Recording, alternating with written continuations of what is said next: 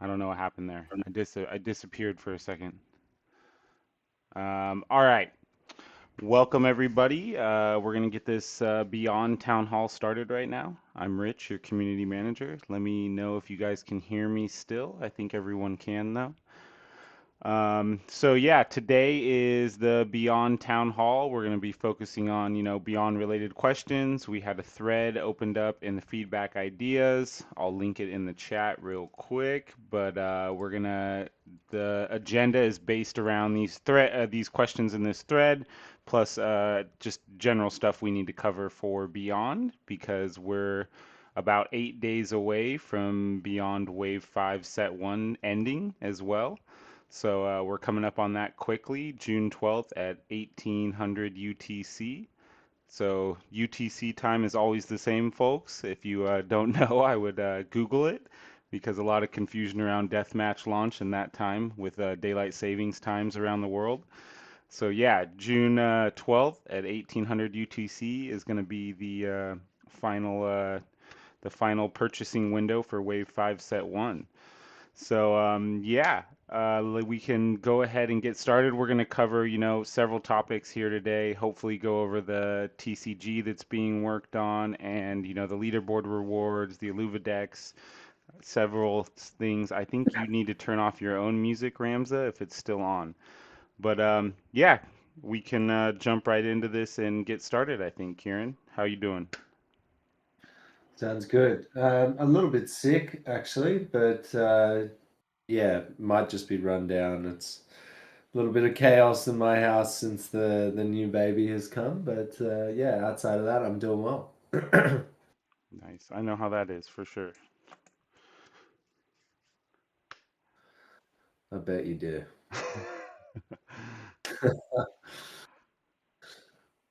All right. So yeah, the first thing to go over, I guess, is just, the fuel reimbursement, maybe, go over the Lambo promo, how we felt about that and everything. And, yeah, I guess there was a lot of questions, from some of our whales, like, or the largest beyond purchasers, I would call them. So, yeah.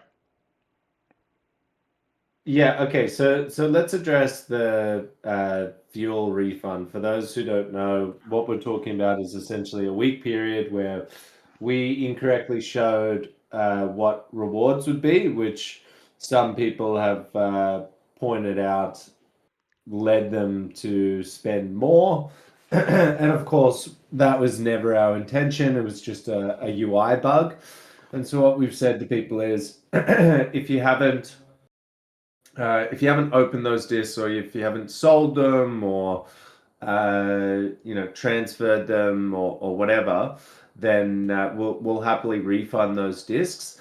Obviously, a lot of people who bought were intending to do stuff with them, either mint accessories onto them, or sell them immediately, or transfer them, or do whatever. And so that's kind of led to a discussion where a lot of people have said, well, that's pointless. Um, which leaves us in a bit of a tough spot, because if it's certainly unfair if we say to people, okay, um, just pick and choose which ones you want to keep, which ones, and let us know which ones you want to refund for. That's obviously also really unfair to the people that didn't overspend during that period. So it's one of those things where we need to either just move on from it and accept that it was a UI bug, and there's not much we can do. The other option is for us to essentially calculate the average spend of what these power users were spending on a 2 week basis prior. It's not super ideal, but at least then that would give us an average to say, like, okay, this is what you used to spend, this is what you spent over the top of that, so we're going to refund you the fuel for that. Obviously, it's not ideal as well, because then we're in a situation where people are going to be getting a refund for stuff that they bought and they always intended on keeping. Um, I don't really mind. The refund there is uh, the equivalent value of $4,000 in fuel, so it's not the end of the world. I'm just very wary of trying to appease, you know, a very, very small subset of people, and then uh, upsetting a bunch of a different group of people that were trying for the leaderboard rewards. Then all of a sudden, this person gets a whole bunch of free fuel. They can use that free fuel to climb the leaderboard. We're just going to piss off one group of people to make another group happy, and then vice versa. So I don't know if there is a good solution there. Um, I think we float that.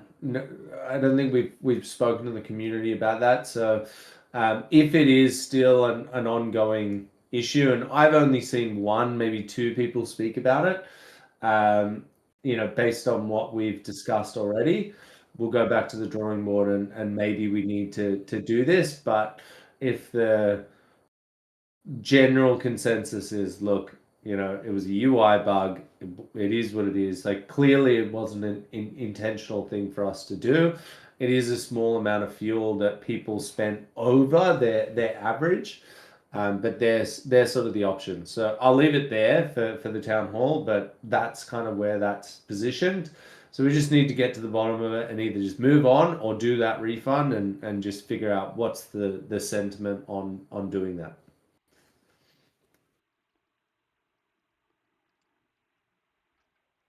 Okay.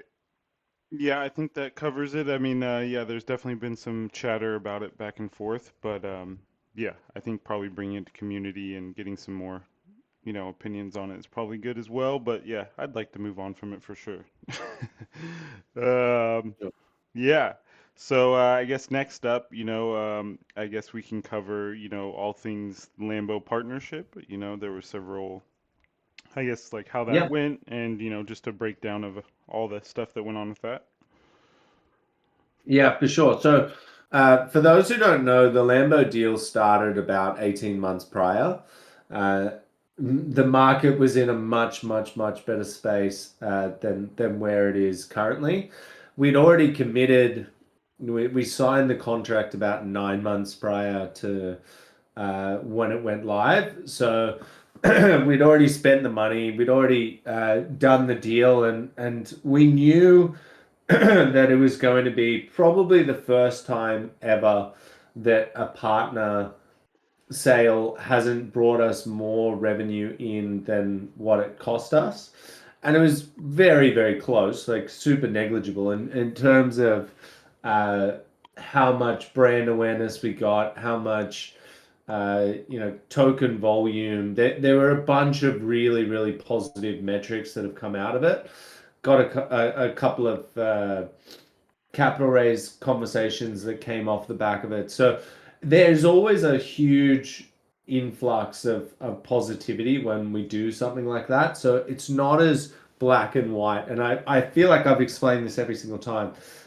We do one of these partner sales, but it's not as black and white as just saying, like, how much did it cost us? How much did it generate in revenue? You know, and as I mentioned, the previous three all were profitable for us. This was the first one that wasn't, and it was very, very close. Um, but all in all, it was very, very, very good for all of the entire Illuvium ecosystem. For us to partner with such a large brand is a really, really good nod to our brand and the IP that we're building. So I would do it again in a heartbeat. Now, the reason why I'm bringing up when the negotiations started was because that was when we were still pushing Arena. And, we hadn't halted development on it. We had just announced the World Championships, which 150K prize pool. So we were putting a lot of stock into that when that agreement first came up. And we thought it would be a really good idea, instead of us having a second tournament that was effectively funded just directly from the DAO, we would fund it from this agreement. And so it wasn't a matter of like, hey, let's give the arena people free money and let's not and let's essentially get the beyond people to pay for that.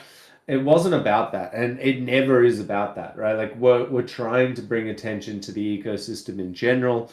Exact same thing. Why a lot of people you'll see in the beyond chat will explain everything shoots off of Overworld, right? Like the reason that people are willing to invest in land, in Alluvials, in Beyond stuff, any of the cosmetics, even to a large extent the arena stuff, was all spun out of Overworld, right? And so we need to, I know it's hard to accept that, like, and sometimes it might feel like, oh, they don't care about us. They only care about this other uh, part of the IP. I promise you, even if the result isn't always uh, what we'd hoped in terms of ecosystem wide positive reaction. If we don't get that, it's not because we weren't intending for that to happen. And sometimes that does mean, putting some extra focus on different products. But the goal is always to get more people into the IP. And if we get more people into the IP, it doesn't matter how we do that. It doesn't matter which game they came through. It should mean that uh, each part of the Illuvium ecosystem sees a bit of a buff, right? Like very similar to how we put a bit of focus on Deathmatch, and if you look at the marketplace, it's looking more positive than it has in years. And so people who are holding Alluvials are probably seeing a little bit more volume there, a little bit more action. That gets more people in to say, oh wow, this thing sold, or I've got an offer on this. This is really, really cool. I know offers are down at the moment, so that's probably a bad example. But multiple people have messaged me already saying how positive the marketplace action has been. And so uh, our intention with this Lamborghini partnership was, yes, it means that we are focused on arena, but if the way that you get into this event is through Beyond, we're going to bring a lot more people into Beyond. If we bring a lot more people into Beyond, that means more marketplace volume. More marketplace volume keeps people like Hector happy, and other whales who like to buy and sell. So hopefully that clears it up. That might not be the answer that you guys want, but certainly the intention of that was not to give to one group and starve the other. Nice little shout out for Hector there. He knows we love him. Yeah. So you kind of alluded to it in that in that part a little bit, but I guess one of the overarching questions that kind of covers everything is you mentioned offers, being having issues. I guess the bigger question is, like what kind of resources do we have dedicated to, fixing IlluviDex issues versus, working on other products, just because, the questions have been around, why have we had X issue with the IlluviDex for this long, Yeah. So yeah, look, without a doubt, we used to have 10 people in our web team, and so issues like this were resolved a lot quicker. Uh, so my view on anything marketplace related, if it is hurting volume to a certain extent, right? Like to a point where it's like meaningful for us, then that should be an urgent fix. That should be a stop what you're doing in terms of working on the Beyond TCG. This trumps it. Go and fix that. Obviously, offers does have an effect on the marketplace, but it's not going to, completely change the world. However, when a whole bunch of activity starts happening around something like a deathmatch launch, that is absolutely when I would say, look, like usually our volume isn't that great. Lately, it has been much better. We need to get someone on to fix that. Whereas previously, there was just someone there. We weren't pulling them off something else. There was always someone there to do fixes like that. So we'll take a look at the offers um, bug and see how much work it's going to take to fix that. But yeah, I definitely think that is one of those. It is hurting revenue to a certain point, so we do want to fix that. Yeah. Yeah, I know Joseph has been killing it with deathmatch updates. Separate subject, but he has Yeah. been killing it. So yeah, people are talking about playing deathmatch while listening to the town hall right now. So, but this is beyond focused. Yeah. So, but all right. So next up would be expanding the leaderboard rewards pool and how that's going to work moving forward. If Wave 5 Legacy leaderboards will continue, or if everything is ending once Set 1 ends. Do we have definitive decisions on all this yet? No, so we're gonna keep the legacy leaderboard. I think that's really important for the people that have invested in set one. It would be a big kick in the teeth if we turned around and said, actually, we're only going to reward you for set two. That's our decision on it for now. I would say at least into wave one, uh, set two, you'll see that configuration where that leaderboard will carry over. In terms of, we took a look at all of the different rewards that we're giving out, whether they be wave rewards or, um, how many people on the leaderboard were rewarding, all of that kind of stuff. And it's decently high, the percentage that we're giving in rewards versus how much revenue we're taking in.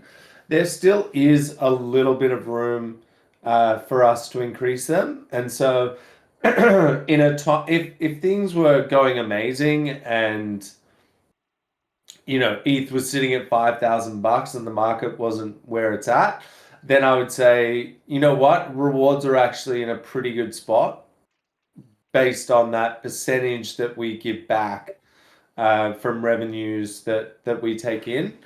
But given where it is at, we're definitely going to increase it. Now, the one place that we think we can increase it is, and also make it make a little bit more sense, is on the 20 ILV that we give additional per 1 ETH spent on each wave. We want to increase that, but we also want to remove it from being per ETH, because as you guys have seen, when the price of ETH fluctuates, so do your rewards. And so we won't change it obviously for this wave, but next wave we want to increase that percentage, and we'll probably just change it to an X ILV output versus how much ILV is spent. And so not worry about the ETH conversion whatsoever, because I think that just makes it a little bit more confusing. It'll be about a 10% increase to that bucket that is, that accumulates over time as more people purchase. So that is one way that we're increasing rewards for the next wave.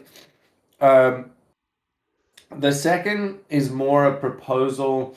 Ben has put this together. I really like it. I think it solves a couple of issues. A lot of people have commented on the burn mechanic not having a big enough effect, and people sort of getting to a point where they're reluctant to burn any more Illuvitars. I think we can fix that, and Ben's proposal certainly aims to do that. And how it would work is essentially a burn track at the end of the wave. So in between, in between each set, there'll be a burn mechanic, which essentially means there'll be this track and it's based on the wave. So if you went heavy in set one, wave one, you'll have a specific track for you to go through where every time you burn an alluvial, you get further and further along.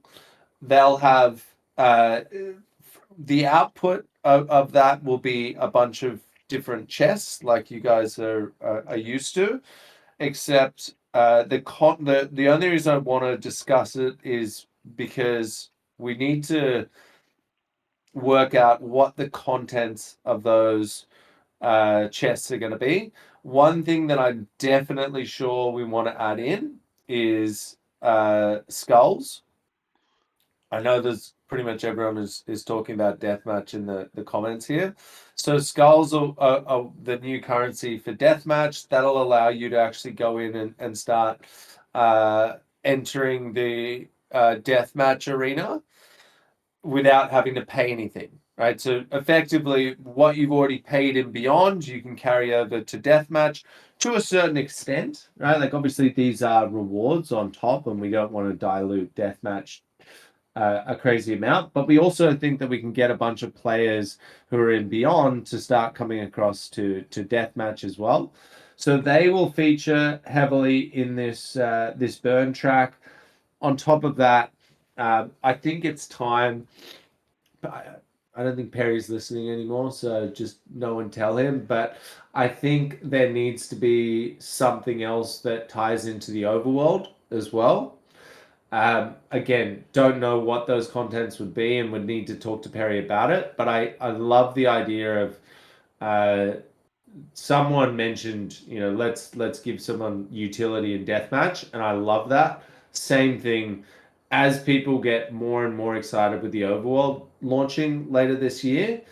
If people are getting something that has value inside of overworld based on their spend and beyond, I think that's going to be a really big reward that isn't necessarily here is direct money in your pocket, but it will be seen as something valuable, and I think that's gonna really retain players. So that will be included in there, and then the obvious ones, cosmetics and stuff like that, with and fuel chests, and so all of that is what we're proposing is an almost like an event in itself. So it's an end of wave event that will happen. uh, haven't discussed the timing. It theoretically could last the entire time that there's no active wave. So 3 months of the 3 months of the year, sort of thing. Um, but yeah, that will be a proposal. It's already written. We can share it after this. The reason that I'm not saying like this is what we're gonna do is I really feel like uh, we're at a point where this should be an open discussion. I don't really. We've been doing a lot of stuff where we just kind of say this is what's happening, and it's probably been 3 or 4 years since we've really gone back to the community and said, and I know it's a little bit dangerous, like everyone has an opinion and it's really hard to reach a consensus and stuff like that. But I think, it's been long enough. We've got enough people that have invested hundreds of thousands of dollars. Those people are known, right? So it's not really one of those things where you can be a LARP and sit in the chat and be like, well, I've spent millions of dollars and you haven't. So I like the idea that the people that should be talking about the direction that we want to go in for things like rewards moving forward can be done in a forum where we really, sit down and say like, what do you guys want? Let's talk it through with the 50 to 100 top people. So yeah, that's what I think needs to happen, and I think we can get it started with this proposal that Ben has put together. Are already sketching out, because set 2 includes obviously all new Alluvials that no one has seen before, or mostly new Alluvials. Some are affinity and class changes only with the same actual Alluvial, but for the most part, new Alluvials. We want to present them first through Illuvium Beyond, which we think is a really cool nod to the Beyond team to say, the Beyond players to say, like, you guys get first dibs at these characters.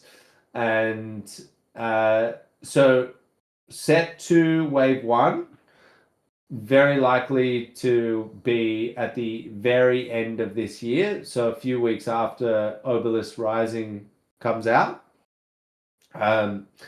When we actually introduce these characters, we'll be doing leaks about 3 to 4 months out. And that means that, you know, we'll be hyping up the new set coming out with these new Alluvials, but we'll also be talking about Overworld and how these Alluvials will eventually be able to be found and collected inside the Overworld as well. So that's really cool. The reason why it's such a long delay is because right now we're heads down doing the celebration set. The celebration set is a really, really cool event that we're doing. I think it's going to be the most popular event that we've ever done. The reason is obviously we're bringing back the some of the OG characters inside of set 1. It obviously doesn't mean that they are the OG original, we're not reprinting the original Ramfire, but we're doing really cool new versions of them. And the thing that I'm most excited about is the new special illustration rares. There's like 3 different categories of rares that you can get now, and I've leaked a couple of them.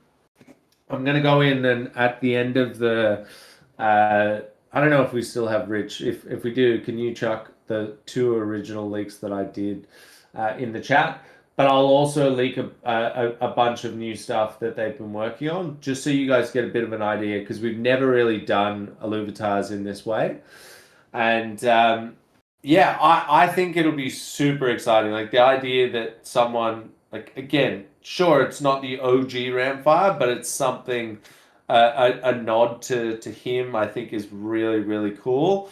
And a lot of people started 3, 4 waves in, and so never really got the chance to mint anything like that. So I'm really excited about the celebration set. That is set to drop in September. And I will, as I mentioned, I'll put a few leaks in that we have already, just to give you guys a bit of. I don't want to reveal everything, but I just want to give you guys a bit of an idea of like the different style we're going for in this celebration set. So that's that.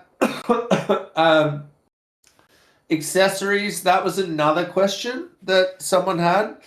I don't have an answer on accessories yet. My take on it is that we should drop accessories entirely. They make us so much more restricted when it comes to the art, and it's always been a bugbear for people. And I just don't know, like, and obviously it ties into the collection game quite a bit, and you're supposed to bond Illuvitars. That's their whole purpose. But I don't know. For me, it's more about collecting the beautiful art. It's definitely something that I want to be a discussion. We're kind of torn internally. If we did have accessories for set 2, they would be new accessories. We wouldn't keep the old ones. But again, that comes with more technical limitations. Do we allow the original accessories to be applicable to the new set and vice versa? Is it backwards compatible? Does that mean every single new um, every single new set of Illuvitars forever in perpetuity needs to be able to be backwards compatible to these accessories? There's just a lot of restriction for something that I don't know. It for me it makes it sort of has always felt like it cheapens the product in a way, and we never really integrated it properly into what the TCG was going to be. And so yeah, we definitely have a decision to make, like, do we keep accessories, do we not? And I think we open that up to the chat to have more of a conversation on that. If everyone in the top 100 or top 200 was like, you're an idiot, what are you talking about, we love accessories, then no issues, we can keep them. But I very, very rarely see that type of conversation. So yeah, that's accessories. All right. I think I'm back and you guys can hear me? No? Yep. Oh, okay. Yeah. Um yeah, it's a little bit low. It killed my other mic, so, computer issues. But all right. So I think you covered, set 2, and then you already covered if we're going to have a leaderboard for set 1, which you said yes, we will, continuing after. So That no, it's sounds actually my like good the mic, but my attractive. whole computer What is a doesn't move. CB? Um, so next, I think I don't know how much you can say about this. I mean, I know the TCG has its own team, but the next questions were basically based around all things TCG. Is it going to be its own standalone game? Will it use things like accessories? Will it be integrated with Beyond? Will it have leaderboards? Kind of all-encompassing question about the TCG. Yes, so it will be its own standalone uh, product. However, the assets that it uses are, you obviously need Illuvitars to play. The other thing that you need is emotes in Illuvium. I'm not sure if we've told anyone that. That might be a leak. But yeah, make sure that if you guys are big TCG players and you feel like you're going to play Chaos, that's the name of it, by the way, Beyond Chaos, uh, then yeah, make sure you're up to date with all of the different emotes we have, because they're used heavily. But the main thing for this chat is that Illuvitars are the main asset in Beyond Chaos. But it will be its own standalone game. So I don't know, what does that even mean, right? Like, is it if 60-70% of the assets used from another game, is it standalone? I don't know. I'll leave that up to your interpretation. All right. I mean, so yeah, like the other questions around it were, would it impact functions like bonding Illuvitars? Um, will it have its own leaderboard? Do you have an approximate date for launch? I did ask the Beyond Chaos team if they had any leaks, and they told me no at this time. They don't want to. So I don't have that for you yet, but as soon as they do, I will. And how will it coincide with the Set 2 launch as well? So so I don't have a launch date for you. I don't even have a launch month or quarter, if I'm being completely honest. It's probably the only team that is very much under promise over deliver. Uh, it's it's being led by Jeremy and Ben, and so they're very much they don't want to overhype it. They don't want to give me too much information. Although I will say this, I did play the demo, and this is kind of what I mean. Like from my conversations with them, I thought the TCG was up to basically just an idea still. And I know I've read the game design doc, so it's fleshed out, and they know exactly what they wanted to build. But it was very like that team to just be like, oh, by the way, here's the game. We can jump in and play. And like there's obviously a bunch of stuff that's missing, but it looks I don't know if you've seen it, Rich, but it looks pretty good. So but they're not willing to give me a date yet of when that's going to go live. Uh, it has to be this year though. So I would say, uh, you know, coinciding with probably the launch of the celebration set or pretty soon just after. In terms of bonded Illuvitars, I believe the way that they've set up the game is if you own the Illuvitar, it doesn't matter if it's got accessories on it or not. It's just it's pulling it as just the Illuvitar asset itself. So yeah, no issues there. It's not going to affect bonding at all. Yes, I have seen it. Yeah, I tried to leak stuff a while back, and I wasn't gonna mention Jeremy by name, but yeah, I was told no. So, but you already did. So, um, yeah. So yeah, not a lot. As far as leaking TCG stuff. I mean, as far as I know, it's going to be browser based, at least the versions I saw. So you'll be able to play on mobile, unless you know differently than I do, Kieran. Yes, you will be able to. Yeah, yeah. So browser based, and yeah, they're putting in a lot of work there. I have seen updates on it. I have play tested it a while back, but yeah, it's going good so far. Um, so yeah, I guess next up, um, I mean, this isn't really beyond related, so we'll probably just skip it. It's a question that comes up often, I guess, but we can have another town hall on that. Really, I mean, I think that was, yeah, I think, yeah, No, we can go into you want to yeah. I mean, people are wondering about shards still. you want to talk about shards, don't you? All good. So here's what I'll say. So I don't have an answer for you on what shards are today. We've built an entire system. We have a massive amount of dev work that has gone into something that can't launch yet. That's what is meant to tie into shards.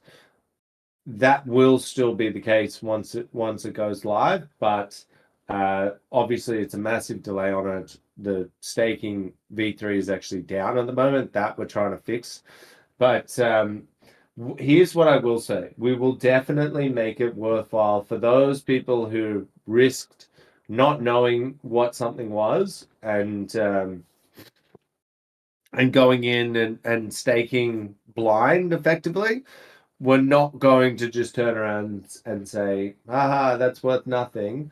When we do rewards, there will be a cutout of those rewards. And I've talked about loadout. It's very likely that we'll use staking V3 for the distribution of loadout tokens when that comes about. There is the existing thing that it was meant to be built for. There's a bunch of stuff there that we can choose to uh, use as a distribution mechanism. And when we do, if it's obviously a big announcement and we say like, all right, staking V3, if you go into it now, you're going to get, let's call it the loadout distribution through that mechanism. Um, what I would do is say whatever amount that we're putting into that staking pool, let's take 5% out or 10% out, whatever it happens to be, and backdate that as rewards for those initial people that went into that pool. I think doing that will be those people will be massively happy that they did it. It will be one of those weird things where like the distribution of it won't like what we're hoping to get out of that, we're not going to get out of it because obviously we haven't told anyone about it. So it's only a very small subset of people. So we're not going to be sitting there like, yes, we got all this money or, like all this staying power because people were actually using those contracts. It will be just you risked it. So here's a thank you for doing that. But yeah, it could end up being quite fruitful for those people. But that's my thoughts on that. We don't have an exact answer right now, but we're not forgetting about those people. That's for sure. All right. Well, I think that was like the last topic at least. I didn't see any new questions in the chat, and I think we answered everything from the thread. The last thing on here was about burning mechanics, but you went over that a little bit earlier. Um, like as far as ecosystem sinks for burning and the utility around that. If anybody missed anything and showed up late, I am recording this, so it will be updated on the YouTube shortly after this. I have to stitch it together now that I got disconnected, but I think I got connected back in time for Kieran's other speech. But yeah, I think that basically covered everything, Kieran, unless you had anything else to address here. No, I think that's it. All I would say is like it really frustrates me. Not frustrates, it hurts when I see people in the Beyond community thinking that we've forgotten them. That is 100% not the case. I might not be on the top of the leaderboards, but I think I've spent probably, oh God, no, maybe $500,000 on Beyond stuff, maybe even more. So I'm committed to this product almost as much as I'm committed to land in terms of how much money I bought. I guarantee you it is not a case of us neglecting you. We do understand that you guys are really pushing us forward in terms of our revenue generation. We want to give back to you. We want to do it though in a sustainable way. And hopefully we've covered some of those outstanding questions that some of the community have had. But yeah, if there's ever anything that you think of that might be able to make the product better, please, my DMs are always open. Just hit me up and we can discuss it. But as I mentioned, what I would like the people to walk away from this conversation and thinking about, if you're a Beyond player, is that your input is going to be more heard. These decisions that we've been making quite unilaterally, I would say, and when I say unilaterally, I do mean like someone makes a call internally, we discuss it with the council, but it very much has been coming from the team without much discourse with you guys. So that we need to change, and hopefully we can get things on the right path, because the product with the TCG coming out, Celebration set and set 2, it's looking really, really exciting. So we just need to get people back into a positive frame of mind. And I think by getting you all involved in more of these conversations is going to be is going to help out a lot. Good deal. 576. Jesus. There's definitely not a lack of ideas in the Beyond channel. I think a lot of people are super committed to trying to help it become a great product. So yeah. But that answers all the questions here we had today. We got plenty of great stuff coming up for Illuvium. I'm sure me and Perry are going to be having another dev chat in the next week or two, probably in the next week, I would say, if Perry agrees. He's not here anymore, but I'll get with him and we'll announce that soon. Deathmatch just launched. If you guys haven't played it, I think most of you probably have, hopefully. But Deathmatch seems to be doing well. People are enjoying it and burning Alluvials like myself. I'm not winning much, but I am burning Alluvials. So I think I saw Pork Lamb in there too. So But thank you I've played everybody about for 50 coming. matches. And I want us to up the stakes, honestly. Like, I was the one who said no, only launch with 2 modes because we didn't want to split it too much. But to be honest, it would be pretty sweet if there was like 1,000 skull entry. Yeah, I mean, I think increasing the jack. I mean, the jackpot's already at like 10,000 skulls or something. So I think increasing the jackpot would be super cool too. Probably 11,000 skulls now. So yeah, it's exciting game actually. So it's pretty cool. Nil and them did a great job. So, but Yeah, I yeah. like So it. again, this is recorded, and I will have it up shortly on YouTube. I'll link you guys the link as soon as it's done and ready. But yeah, thank you guys for coming, and we will see you guys soon. Have a good day, Cheers. everyone. Thanks, everyone.